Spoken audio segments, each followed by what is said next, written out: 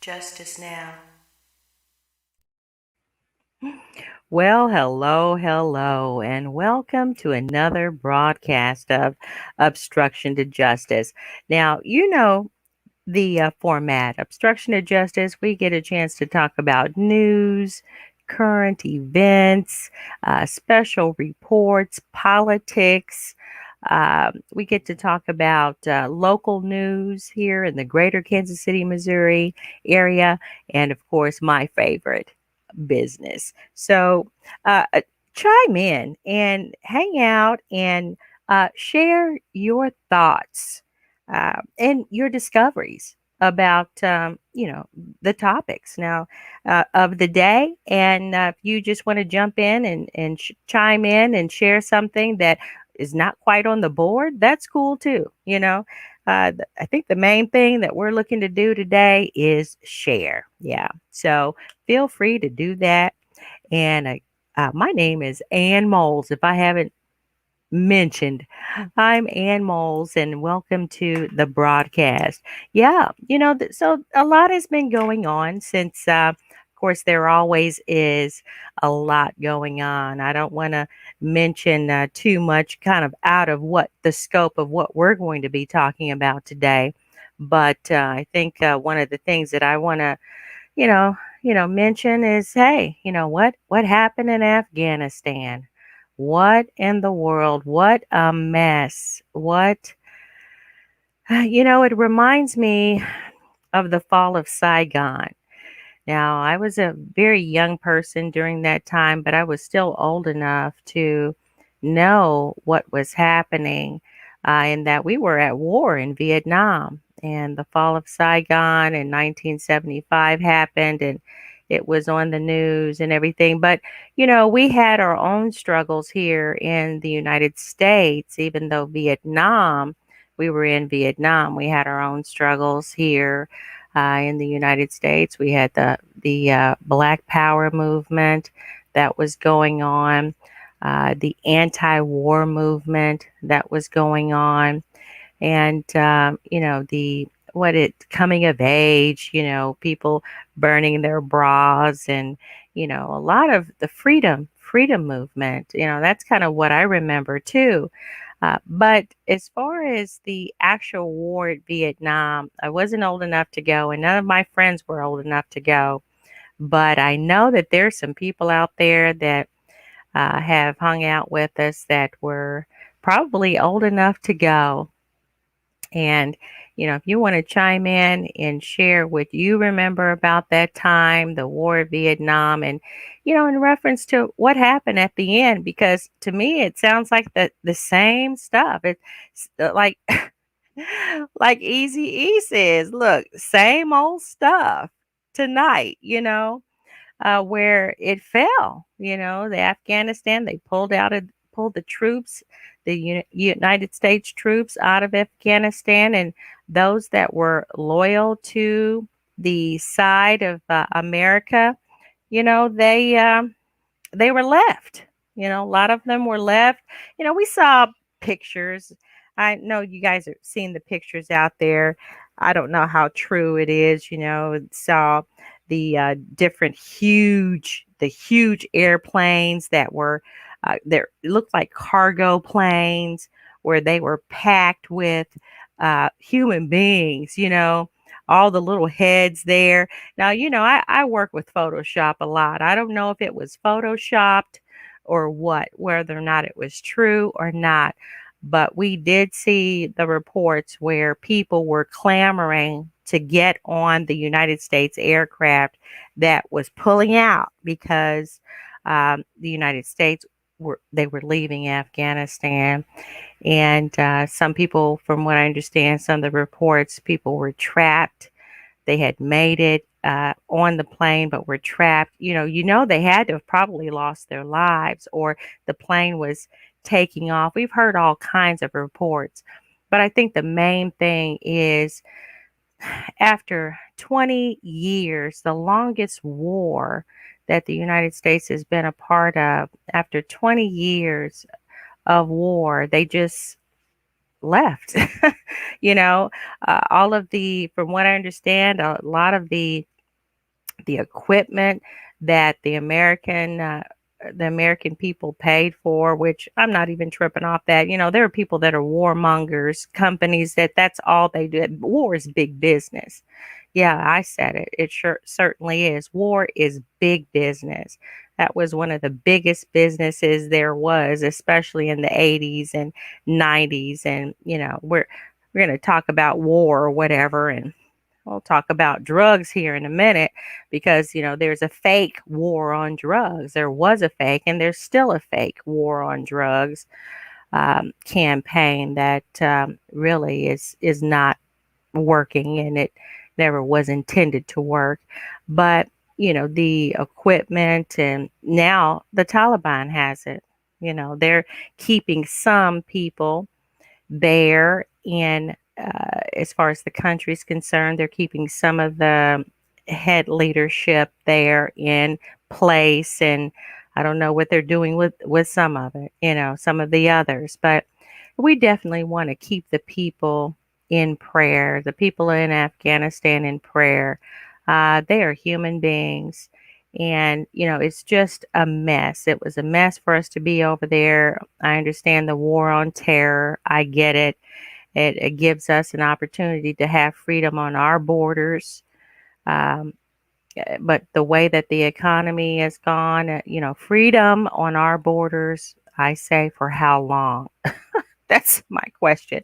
How long is it all going to last here? Um, and they said that they did make gains, and that women have more rights there in Afghanistan, which we know it was a very oppressive country. Women weren't allowed to work and uh, do things to sustain themselves as human beings, and very sad situation. I remember there were popular movies that were coming out and showing the uh, sexual injustice towards women, because they were women, they were treated very badly. And there was one movie, the name of it kind of eludes me, but it was a movie about, a woman just being the stoning of this woman. And it was a very sad time, but it also happened in a very oppressed country. And, I get it. It very, very sad. We just need to keep that country up in prayer.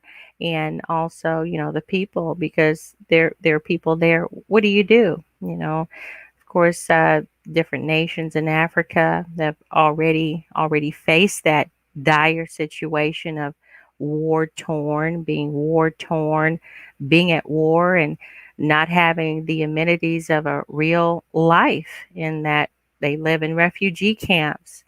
We've talked about that on the broadcast before. So we need to keep the people around the world up in prayer, because I believe it. Yes, I let it out of the bag. I said it. Yes, I am a Christian, and I know that God can change things, and we will definitely pray and see what we can do about it.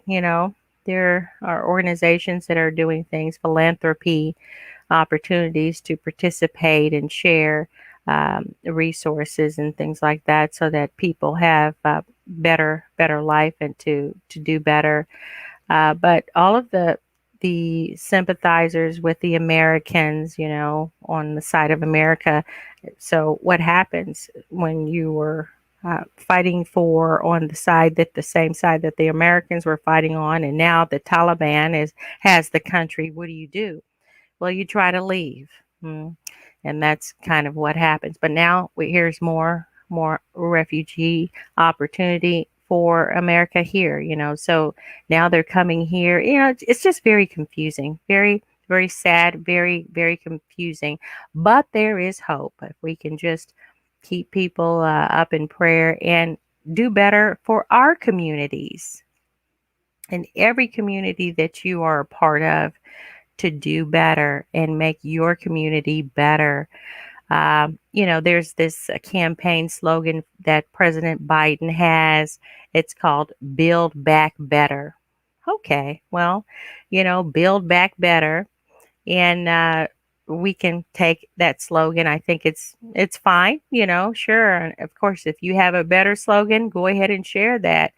But I always, in the community and groups, and we're going to chat a little bit about that too, but make your community better where you live, make that better. Oh, how do we do that?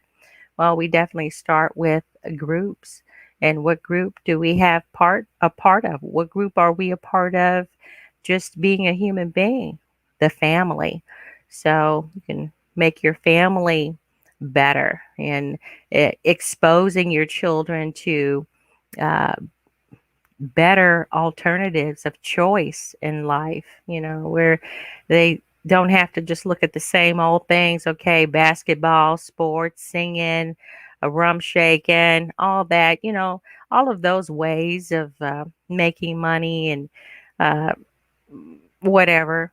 Expose your children to sciences. We should expose our children to literature so that we can broaden the intellect of thought and philosophy.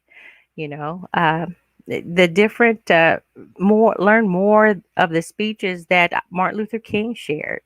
That could be something. So once Black History Month comes around, and we don't have to talk about the same old speech, the one speech, the I have a dream speech, and the only part that we can remember is the part that has been shared over and over again, where Black children and white children, and Black men and white men, and Jews and Gentiles, and Protestants and Catholics, and will get together and sing in the like the old Negro spiritual, free at last, thank God Almighty, we're free at last. I mean, learn more than that is the point.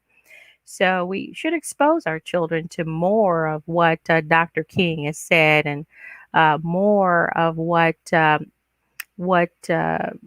thinkers, the creative minds that the Lord has given our communities, um, opening up Afro American books, African American books, African American inventors, learning who has done great things within the local communities, not just the big names, but who's done things within the local communities around the country. There's one that we're going to feature probably coming up here in the next few weeks.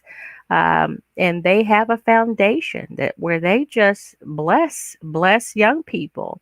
So, just that to me is the nucleus of the family, the first group that we should look at to be a part of it. Not all of us have families, especially those that want to participate in doing better. Some people just want to go with the flow. And I think that's what we're going to talk about, drugs today. And I think that's what it's kind of all about, is just going with the flow, not really having your own thought of life and planning, but uh, going with the flow of, okay, I'll graduate from high school, maybe go to college, maybe not, because I really haven't thought about much of anything other than life. Of course, people think about marriage and family. Those are natural things to think about. There's nothing wrong with that. But outside of that, while you're waiting for the husband, while you're looking for the wife, that kind of thing, what do? You should prepare, right? So prepare for the opportunity of marriage and the responsibility of marriage and family. I know that there are some groups, some family entities, some groups that where they talk about before you get married. Of course, the man should have a good job. Of course, if the women have careers, have a good job or whatever, and get the home first, get married first, those types of things. And here's the thing, I know that there's a challenge here, because where I'm going to share something with us here that is just mind blowing. And I saw this actually on one of the broadcasts. I don't know if it was, it wasn't Netflix, one of the Tubies, but it's out here on Facebook. And I'm going to go out here and let me go ahead and share that broadcast here. And it kind of gave me an idea of what the heck is going on here. Uh, before I do that, I do want to let's talk about power a little bit. Now, power is something that everybody, thinks that they want, right? Because we even had the song Money, Power, Respect, right? I think Lil Kim sang that, but they're just different songs. And that's what aggressive, I'm just keeping it real. And, I got the power, all of the jewelry and me and my boys and what we doing and, gang banging and throwing up signs. And this is my turf. And, but in reality, what turf do they really have? They're living in they're not even their own homes. Most of the neighborhood that they claim is their turf is rented property. The out people outside of their community own it, so they're just renting it, and a lot of it may be even government subsidy. So you're talking about these rough neighborhoods, talking about power, respect, don't come on my block, all that. None of that makes any sense to me. And when I saw this documentary, I just shook my head. I'm like, what are you defending? What are you defending? I'm defending my block. This is my block. These are my boys. I'm like, okay, but it's not your block. You don't own any of the property in the block. The people that are there, it's like having your own terrorist group because what are you doing? What are your boys doing? Are you protecting? Are you providing for the children there? Are you providing for the women on that block?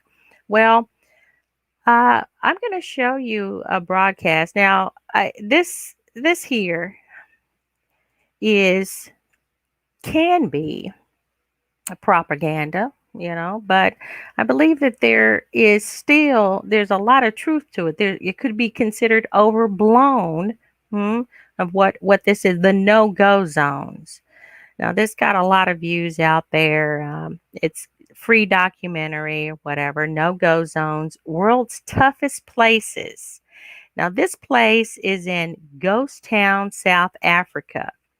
Okay, and what this community is, this is the block, right? This is where you have the gang there that is making sure no one comes on their block. They're running things, and really their main source of income are drugs, right?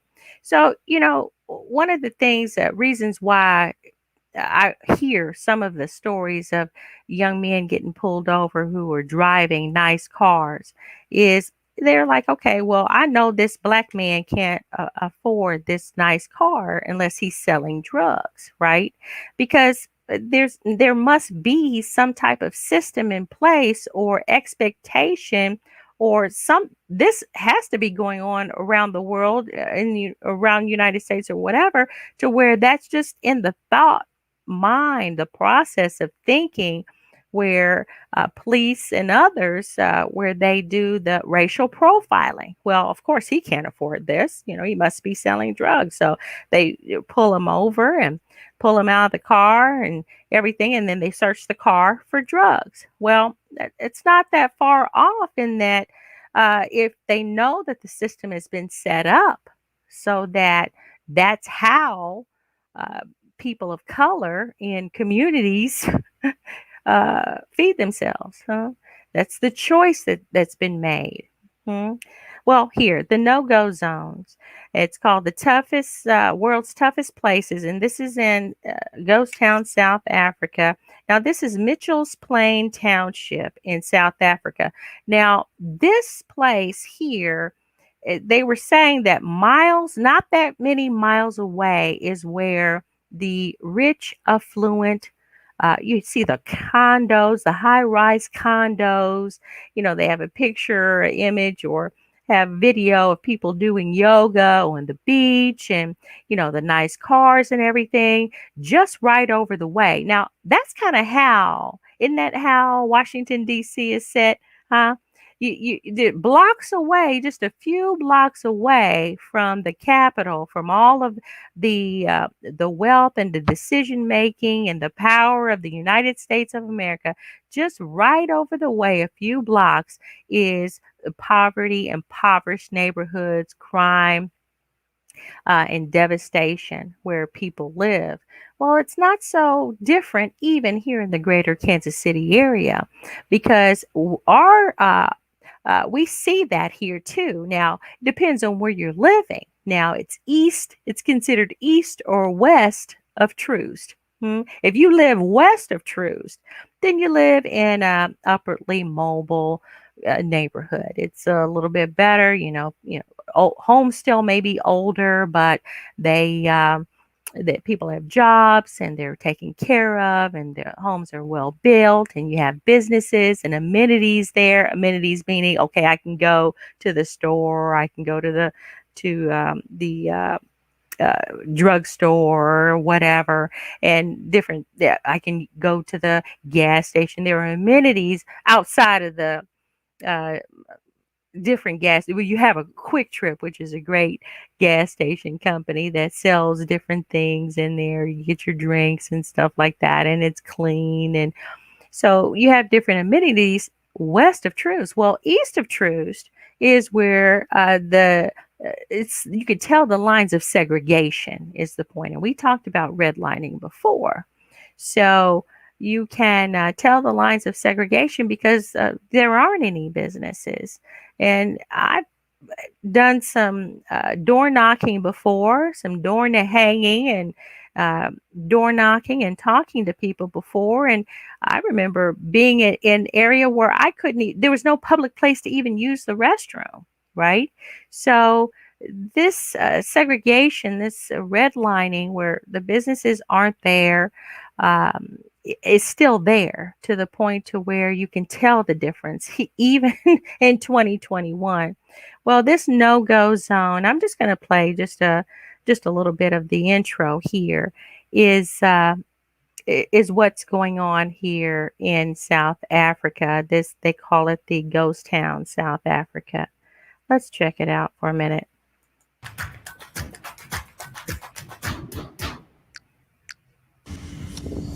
Ghost Town, a deadly no-go zone, ruled by the ugly Americans. Go kill someone and go come back. No over me. Murderers and hitmen, led by a boss who rules with an iron fist. They want to shoot us, they must shoot.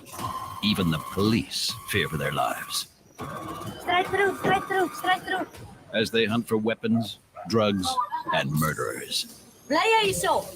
Playa iso. Almost everyone in Ghost Town is violent, addicted to drugs, and willing to do anything to experience the next kick. All right. I shared that I'm not a shock jock at all. Okay, that's not the intent. And I don't. This was a free documentary. This was where someone, even the people in the documentary shared their stories. And if you listen to the stories, they're not stories of hope. They're stories of desperation. And maybe, sometimes people feel if they tell their story, someone will hear them and there'll be change in their lives. Someone will help them. But one thing about this ghost town, the leader in this ghost town, his name is Dimes. That's his nickname. They call him Dimes. And one thing that he had bragged about is that all of the people who, the men, these were men, okay, that were part of this gang. And they're called the Americans. Huh? And you see the gang members and they have the red, white, and blue flags and everything is red, white, and blue. That just, that really, I was very sad when I saw that. I mean, they're calling themselves the Americans, and they're in a community that is devastated. There's no way to make money as far as income is concerned. They're strung out on the drugs, the meth is the main drug there. They're drug dealers. That's what they do, this gang. And then they're there to, it seems, to oppress they oppress the community. They're not lifting the community up. I don't know a gang that does lift the community up. I haven't heard a well, gang. Come on, okay, gang. What are you? You're carrying pistols. You're carrying weapons. People are dying. Your women are being abused and neglected. Children are being neglected. They're neglecting themselves. They're abusing themselves with drugs, doing things that are, murder. What's that? I mean, I thought that we are to live. That's really what God wants us to do, right? I mean, because He put us here for a reason, and that's to live. But then here, these gangs are perpetuating death. I don't care if you are keeping it real. What real are you keeping? This is what I don't understand. And here in Cape Town, South Africa, this Mitchell's Plain Township, this guy Dimes brags about that these men, he gave a percentage. I'm saying 90%, if not 99% of the people that work with him, work for him, were strung out on drugs. He said that in that documentary. Okay. So, and it's like, okay, was he proud about it? Well, what that does, the drugs allows for him to control, to have the power over the man. So these men are giving their power away for drugs and fake power, self-murder, suicide, and murder of the communities. So that, if you have I'm not saying go out there and check it out, because I don't want to sit up and have that hit. It already hit 4 million. I think the no-go zone where they talked about Detroit hit 7 million already as far as views are concerned. But as far as educational purposes, if you want to kind of know what's going, these people aren't sounding all happy and bawling to me. No. No way. They're not sounding happy. They're not bawling. And, when it comes to drugs, if you look at the drugs and the job, if you can get a job and keep a job, if you can get a job, I'm just going to say that I know how difficult it is to get opportunities. Being even in business, you still have to compete. You have to do the dog and pony show and show what you can do. You still have to sell yourself when it comes to explaining what it is that you do, so that people get the idea and would want to hire you. Okay. So don't think that on whatever level you're on, you're going to have to compete. You're going to have to be the best that you can be. And then I don't care if you're competing for the McDonald's or the Burger King. Okay. So one no, they hired somebody else. Keep on looking, keep on knocking on the doors, because the Bible says, ask and it shall be given, seek and you shall find, knock and the door shall be open. Okay. Check it out. Do that. Don't give up. One thing that I believe that these people have lost is their courage. Their courage. It takes courage to live. It takes courage to go ask, seek, knock, get up and go to work every day.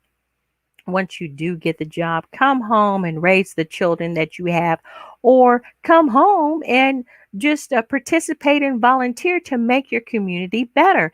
That takes courage. That to me is the big baller. That's the one, the shot caller, because the shots that they're calling, they're saying, look, regardless to what this life is, I'm going to overcome it. I'm going to be about my business, I'm going to get my grip, the right way, to where if I'm selling drugs, I did the math on this one time. I'm like, okay, well, for everybody that's selling all these little drugs, a little drug dealer, what is he giving up? What is he actually making? And then compared to the risk of what he or she has to be a part of. So by the time you get to adding up the little money that may come in, and including the risk, even without the risk, it's still about a good job.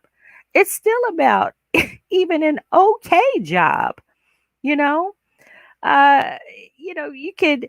I tell the story all the time. I know a person that never made any more than $12 an hour, but they consistently made that $12 an hour. Yeah, and I'm not insulting anyone. Sure, people are worth more than that in some things of what they do, but this person may not have had the intellect. Maybe they were special needs in it, but the fact is that they stuck with it. The $12 an hour, day in, day out, they bought their home. They live frugal.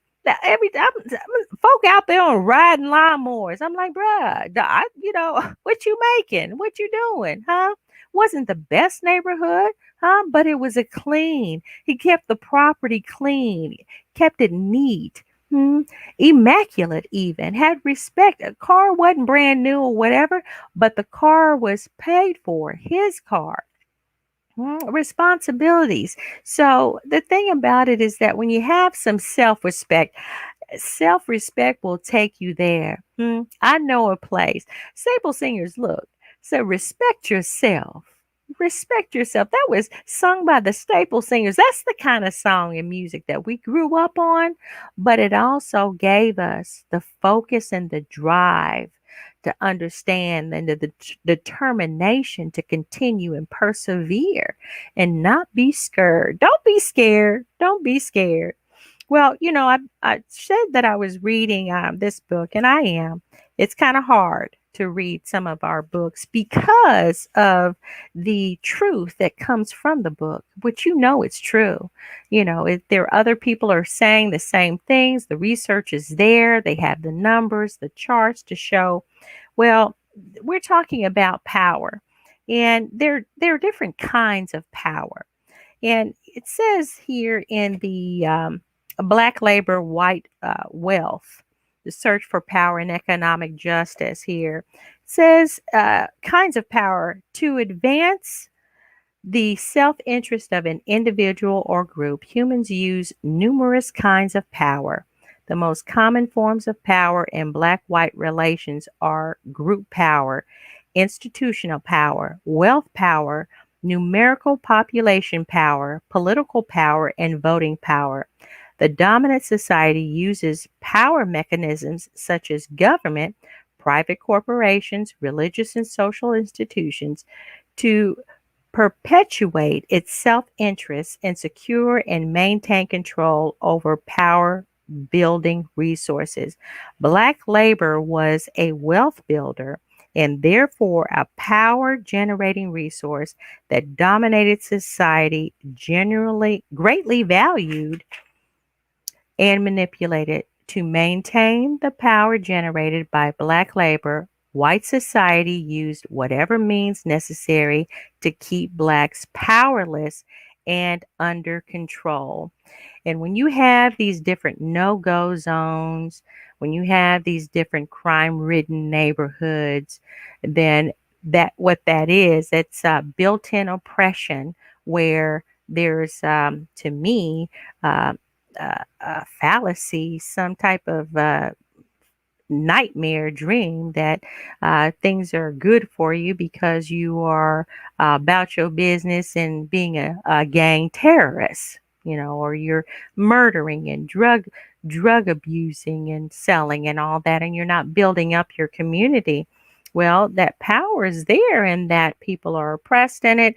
People are living in that type of community. Well, what do the police do? Now, if you continue to look at that documentary, the police, they're there. They're saying that they're fighting a losing battle and, they're working all kinds of hours to do whatever they can do to help the community and, come in and arrest. And, well, anyway, that is that. And, I'm just trying to educate myself. I would encourage you to educate yourself in really what's going on. All right. Now, one other thing that I found interesting in the Mitchell's Plain Township there in South Africa, that Mitchell's Plain Township has 300,000 people. And you're talking about the population of 300,000 people. Now that's less than what we have in Kansas City, but it's still not that far off from it. Huh? What the population in Kansas City. Now, of that 300,000, there was 140 murders. Yeah, 140 murders. So that's pretty significant. Any life lost is terrible. But here, the Kansas City Metro homicides in 2020. And I got this from the kansascity.com. That's the Kansas City Star. The KC Metro homicides in 2020 was 269. 269 homicides. What is this? Population in Kansas City. See, now the population in Kansas City in 2019, it's looking to be 486,404 people. So that was in 2019. Now there's 300,000 in the South African township there. So we're looking at about 100,000 or so more. 186,000 more in the greater Kansas City area as far as population.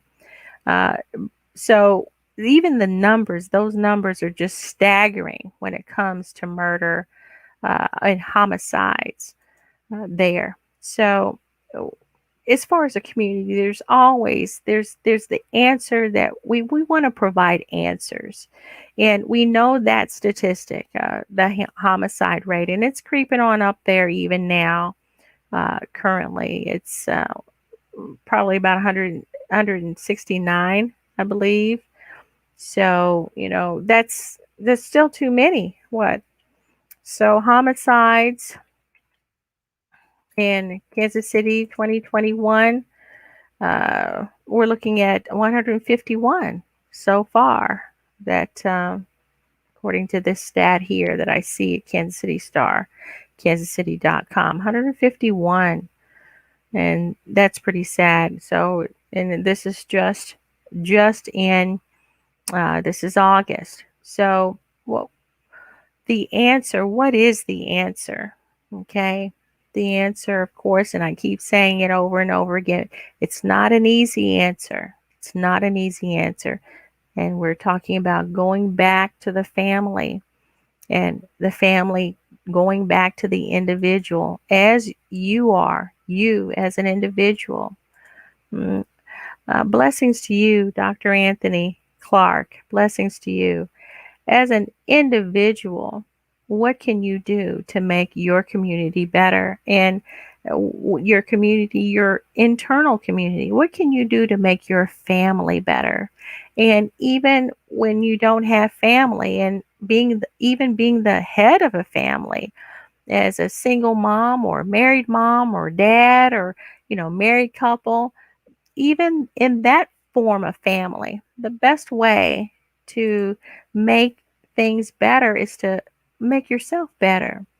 The song said, respect yourself, and do your best to enlighten yourself and broaden your intellect in your health, your mental health, and we don't need drugs to do it.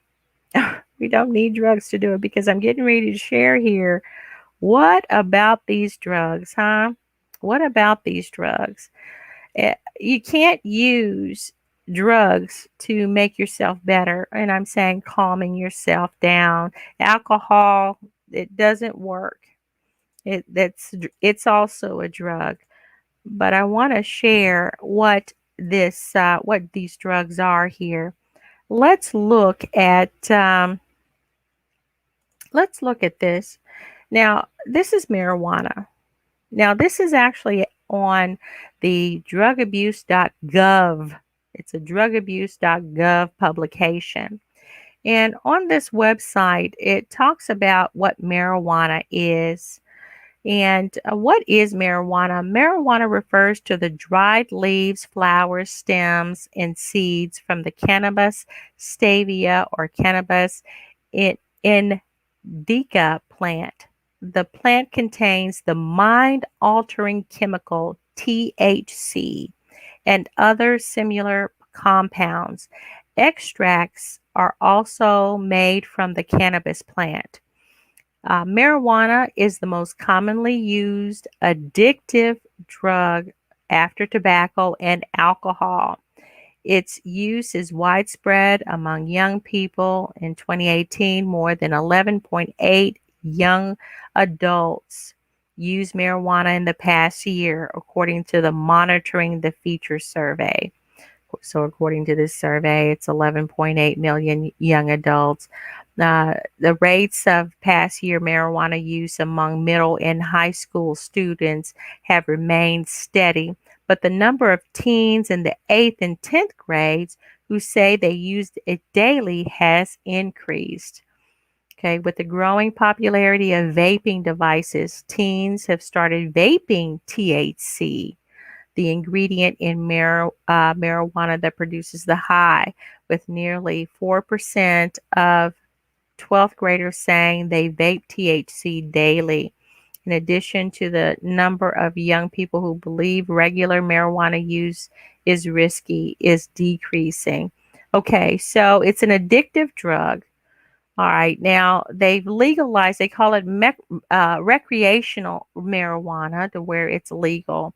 So it's legal to have, and they can say medical marijuana, whatever, but this is an addictive drug that they have legalized. And people can say whatever they want to say, but I know what marijuana does, what it will do. It makes you not care. There has to be some type of side effect of it, or you wouldn't use it. You drink more water, right? If Coca-Cola or the caffeinated drinks didn't have the caffeine in it, if coffee, was didn't have the caffeine in it, then it wouldn't be the stimulant. And you just drink water. There has to be something about the drug that's attractive, right? Or the reason why people do it. Well, it makes you not care. It makes you have that euphoric attitude. Oh, I don't care. Everything's cool, bruh.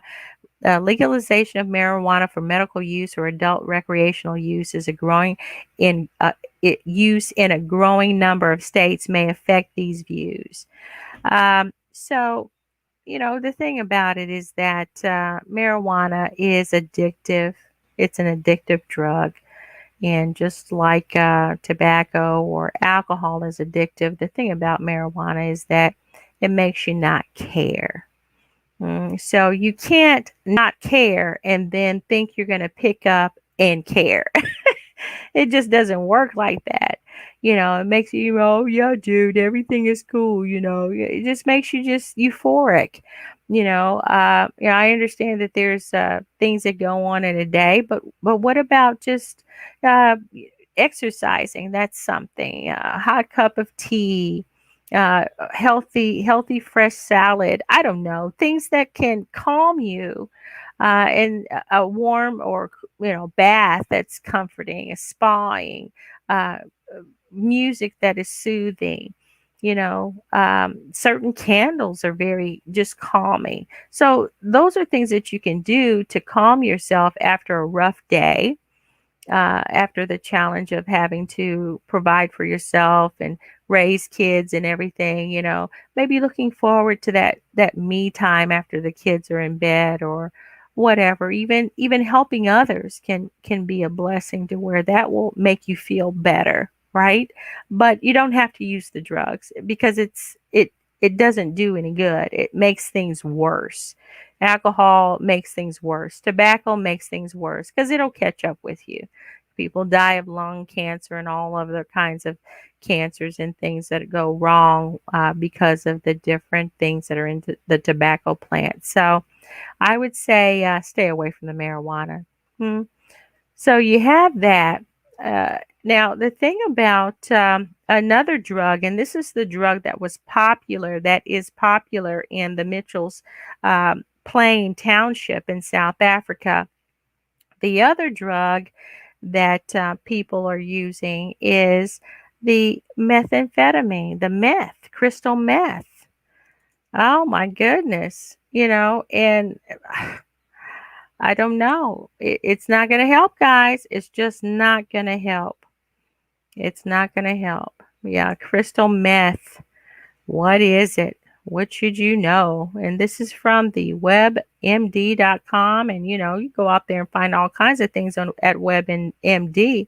But what is it? Crystal meth is the common name for crystal methamphetamine, a strong and highly addictive drug that affects the central nervous system. There is no legal use for it. No legal use. So you want something to affect your central nervous system? Yeah, it's an addictive drug. That's what it says. It comes in clear crystal chunks or shiny blue white rocks called ice or glass. It's a popular party drug. Usually users smoke crystal meth with a small glass pipe, but they may also swallow it, snort it, or inject it into a vein. People say that they have a quick rush of euphoria shortly after using it, but it's dangerous. It can damage your body and cause severe psychological problems. It fries your brain. It really does. Now, I didn't say that here, but it fries your brain. And they showed that on some commercials there, and it's no joke. Methamphetamine is a man-made stimulant that's been around for a long time. So during World War II, soldiers were given meth to keep them awake. How sad. But what do you do out there? But this is history of why that methamphetamine is out there. It's a stimulant. All right, people have taken it to lose weight and ease depression.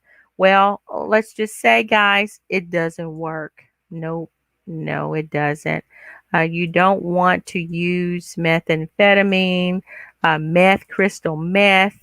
Oh man, I've seen pictures, images of people that were on crystal meth, that were on it, and what happens to them? It just goes down. It goes down.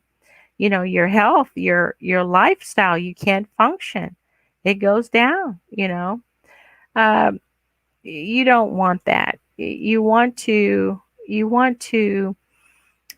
stay as natural and as healthy as you can. You just want to. That's what you want. Because I'm saying natural and healthy as you can, because the older you get, because of certain foods and things that we eat as a habit, you're going to, high blood pressure is coming, diabetes is coming. Yes. So eat fresh, healthy fruits and vegetables. Yes, salads. Oh my goodness, I had the most wonderful salad today, and I'm not plugging Subway, but I just don't want the gluten. I noticed that I'm gluten intolerant. I don't tolerate gluten, right? That's bread and things like that. So I'm not eating sandwiches. It may be because as a kid I ate sandwiches, but I think it's also what this wheat is. It's not the same food that we used to eat, because I'm quite a bit older. We had the for real food, right? You're talking about the amber waves of grain, huh? That wheat was tall. You could get lost in it. Not anymore. Huh? That corn was tall. You could get lost in it. Not anymore. It's genetically modified.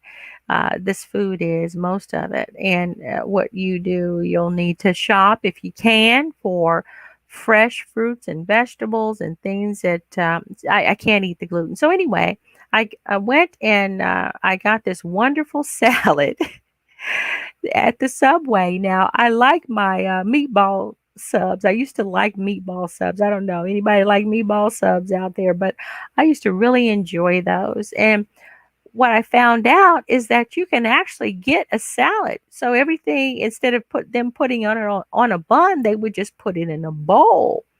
And man, I tell you, that was the most delicious salad. I got me a meatball salad that was just delicious. Good eating, good for me. Yes. All righty. So, just think of that when you're thinking about things to do, things to have. Do your best. Now, to help, I do want to give a suggestion and this is a strong suggestion because we do want to provide solutions, right? We already know what the problems are. I live every day. Everyone's got problems. I know what the problems are. But the tough thing, because we're not sensationalists, I'm not a sensationalist, I'm not a shock jock.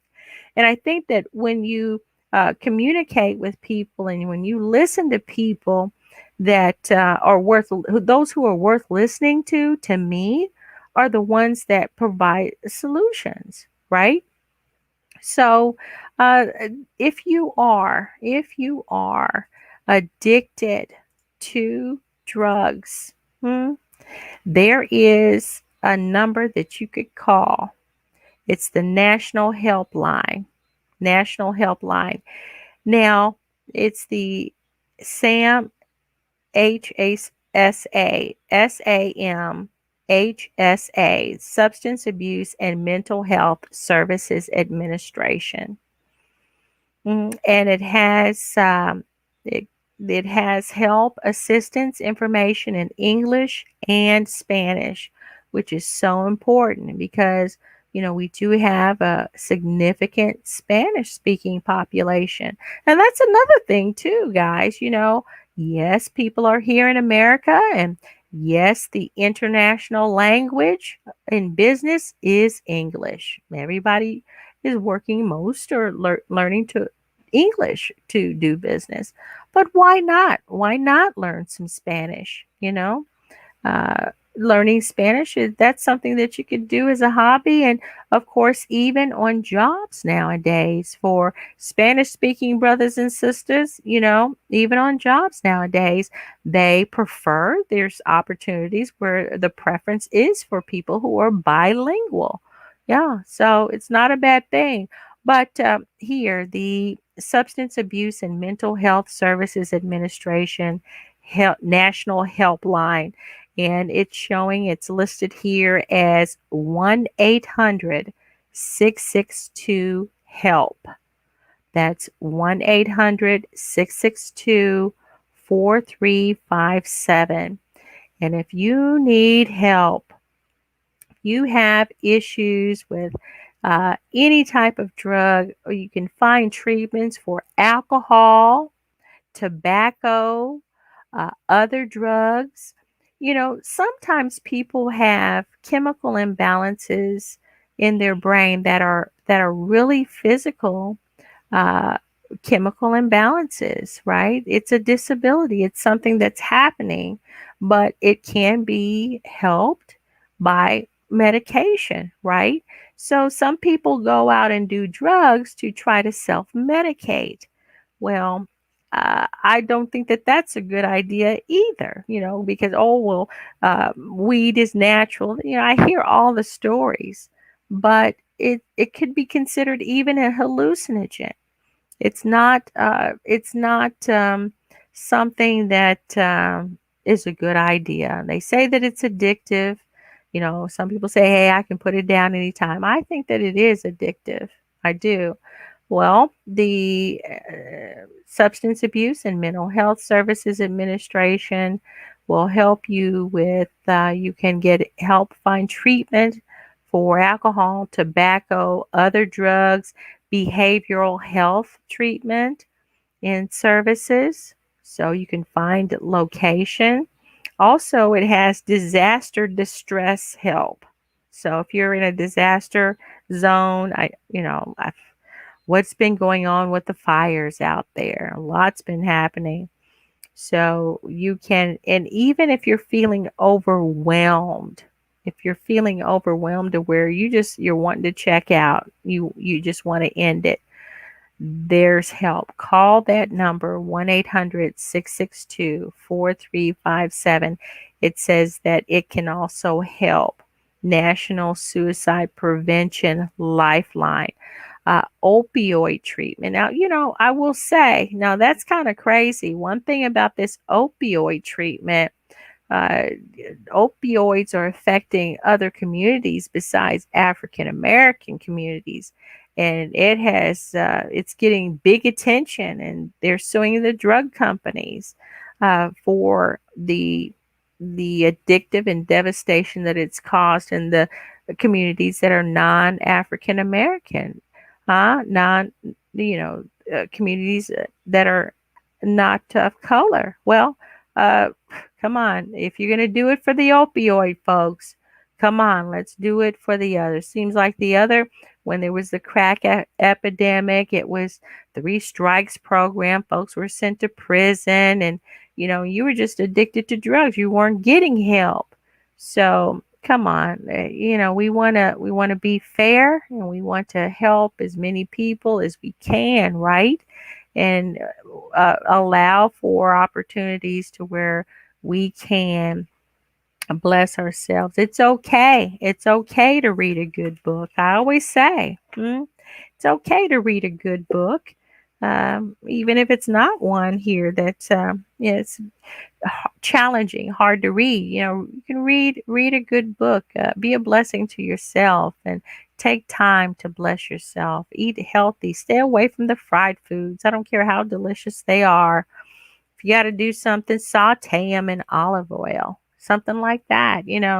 Get creative. We used to eat very healthy. Even the food that we did have, what we consider soul food. Stay away from the pork best you can. Now, that bacon calls every now and then, but the pork is just not. It's not good for you. Plus the nitrates and things that they put in the food, the hot dogs and stuff like that. Do your best to do what you can, and eat within portion controls. I think that's helped me. These are things that I'm sharing that helps me, and hopefully it'll help someone else.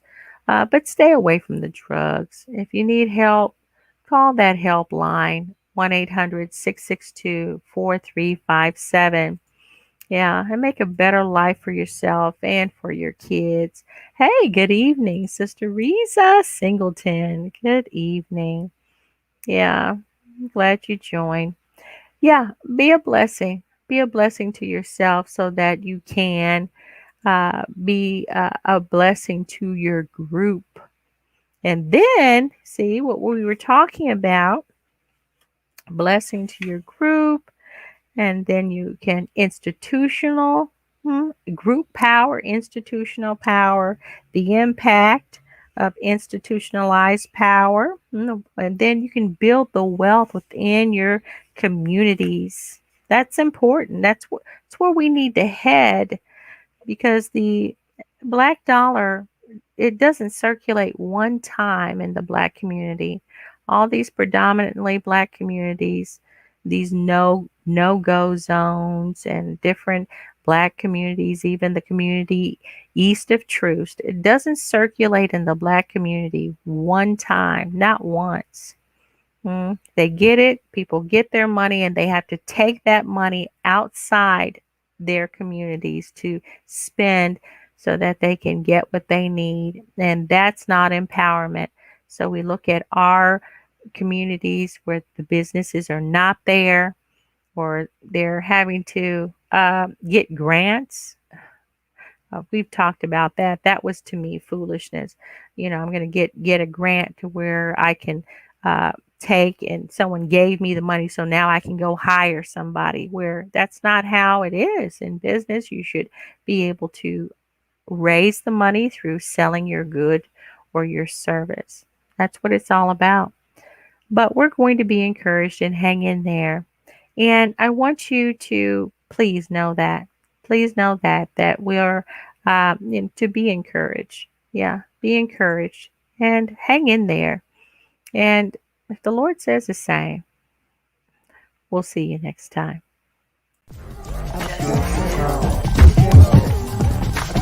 Obstruction.